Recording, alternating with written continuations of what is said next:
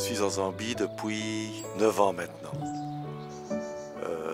J'ai d'abord été comme curé dans une paroisse, une grande paroisse dans la Brousse, une paroisse comme la moitié de la Belgique.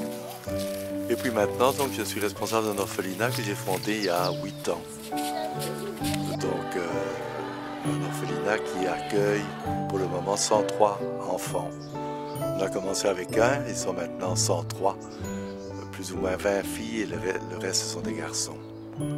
Donc l'orphelinat s'appelle Sunflowers, ça veut dire fleurs de soleil. Et l'idée donc c'est de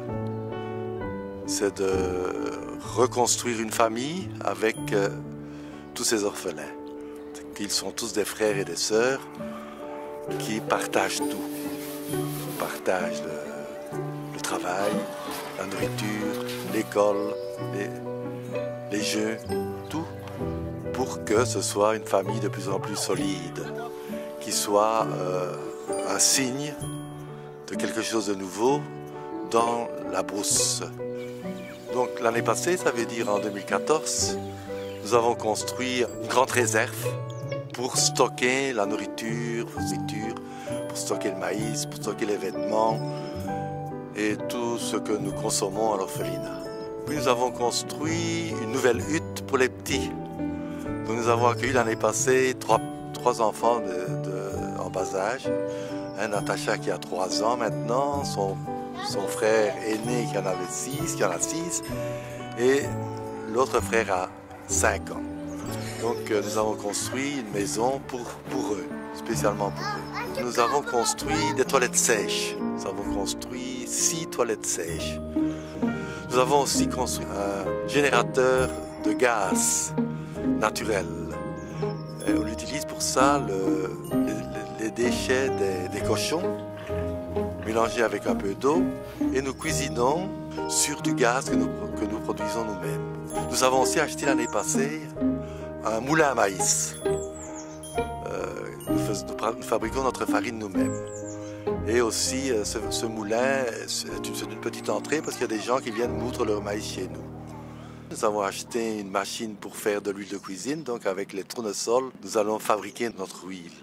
Nous avons construit une nouvelle salle à manger pour les filles. Les filles mangeaient à part et maintenant, donc, elles ont une pièce à côté de la salle à manger des garçons et qui communique avec la salle à manger des garçons où elles mangent, donc on mange tous ensemble. Les 110 personnes, nous mangeons tous ensemble. Nous avons aussi construit un atelier de couture et un salon de beauté, spécialement pour les filles. Donc le salon de couture, nous avons pour le moment une seule machine. Nous essayons d'avoir plus d'argent pour acheter des machines à coudre. L'atelier de couture, donc, nous pensons fabriquer les uniformes scolaires. Donc, parce que c'est une assez grosse dépense, les uniformes scolaires. À l'école primaire, à l'école moyenne et au lycée, ce sont des uniformes différents. Le salon de beauté aussi, hein, vous savez, il y a des coiffeurs, mais salon de beauté pour les filles, ce sera le premier salon de beauté pour les filles dans toute la brousse. Et qui sera ouvert aussi aux gens des alentours. Les ordinateurs que nous avons reçus de France sont utilisés par les adolescents, avec quelqu'un qui les aide à comprendre comment fonctionne un ordinateur. Et à côté de la salle des ordinateurs, nous avons une petite bibliothèque que nous espérons agrandir, donc avoir plus de livres, aussi bien pour les petits que pour les grands.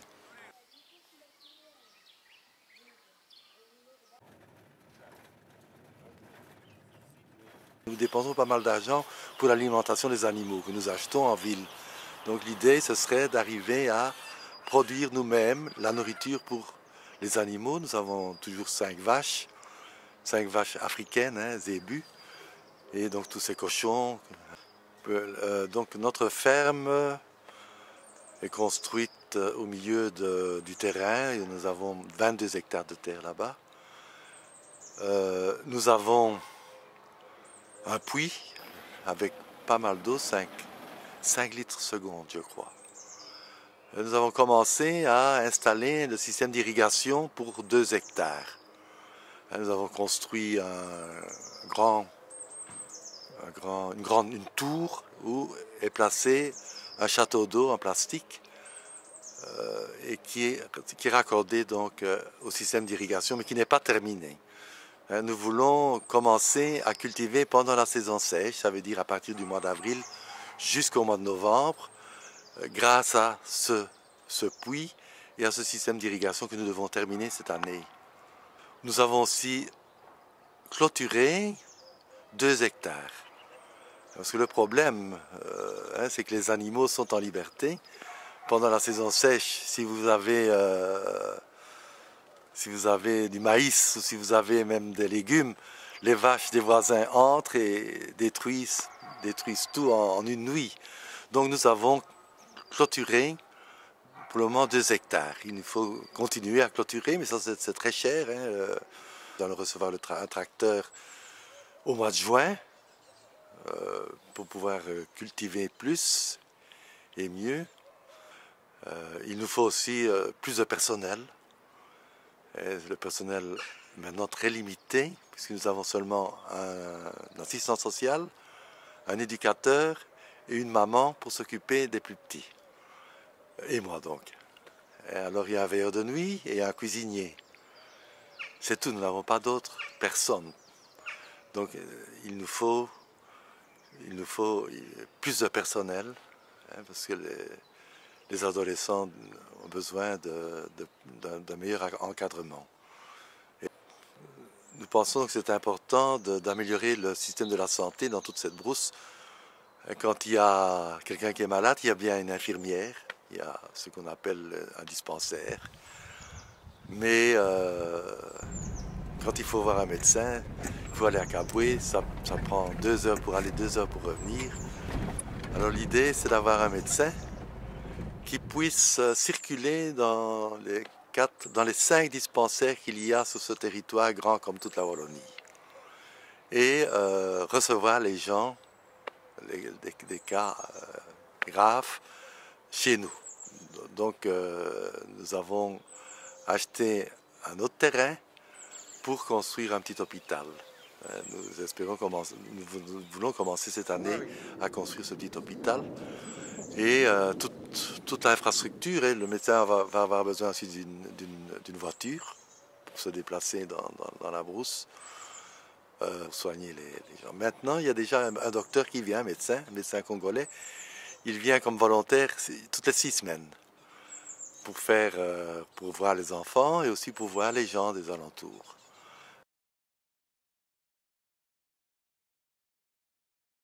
Donc nous sommes aidés en Belgique, en France, aux États-Unis. Mais je dois dire que les personnes qui nous ont aidés le plus, et d'une façon constante, chaque année, depuis pas mal de temps, le Collège Saint-Pierre de Jette. Donc ils ont fait une visite chez nous avec 8 personnes, le directeur Thierry, 3 professeurs et 3 étudiantes. Et donc, c'est une aide très importante pour nous. Je tiens à vous remercier d'une façon très spéciale pour cette solidarité constante sans laquelle nous ne serions pas ce que nous sommes. Si vous voulez en savoir plus sur notre projet, sur notre famille, je vous propose un livre qui a été fait l'année passée aussi, en 2014, et qui a de magnifiques photos et qui donne une meilleure idée encore de notre projet, de notre famille de Fleurs de Soleil.